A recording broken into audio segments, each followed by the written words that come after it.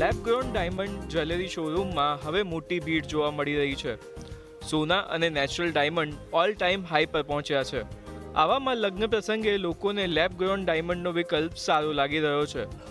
અમારી ફેમિલીમાં next year marriage છે એટલા માટે, અને અત્યારે ગોલ્ડ અને ઓરિજિનલ ડાયમંડના રેટ તો બહુ વધી ગયા છે, તો લેબ ગ્રોન ડાયમંડ અમારા બજેટની અંદર બી આવે છે અને અહીંયા ડિઝાઇન પણ સારી છે અને ઓરિજિનલ કરતાં બી વધારે સારું દેખાય છે.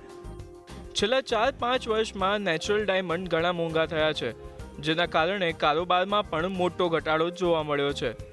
આ દરમિયાન સોનું પણ 25% જેટલું મોંઘું થયું છે. એટલા માટે છેલ્લા 5 વર્ષમાં લેબ ગ્રોન ડાયમંડની ડિમાન્ડ વધી રહી છે. ત્યાં જ નેચરલ ડાયમંડની સામે લેબ ગ્રોન ડાયમંડ 90% સસ્તા છે અને તેની રીસેલ વેલ્યુ પણ વધારે મળે છે.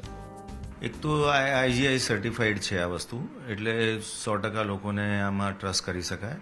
અને બીજું, જેમ લેબગ્રોન ડાયમંડ આપણે કોઈને એક્સચેન્જ કરવું હોય તો એ આપણે 100% વેલ્યુથી એક્સચેન્જ કરી આપીએ છીએ, અને કોઈને કેશ બેક કરવું હોય તો આપણે 85% વેલ્યુ એની રિટર્ન કરીએ છીએ કેશબેક.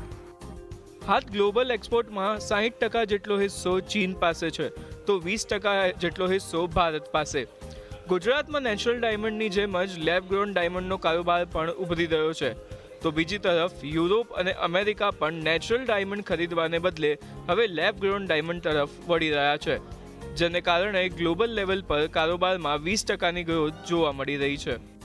નેચરલ ડાયમંડ અને સોનાની કિંમત જે રીતે વધી રહી છે એ જોતાં આપણે કહી શકાય કે માત્ર ભારત જ નહીં પરંતુ યુરોપ અને અમેરિકામાં પણ લેબગ્રોન ડાયમંડની ડિમાન્ડ ખૂબ જ વધવાની છે, જેનો સીધો ફાયદો ગુજરાતમાં આ ક્ષેત્ર સાથે જોડાયેલા વેપારીઓને થવાનો છે.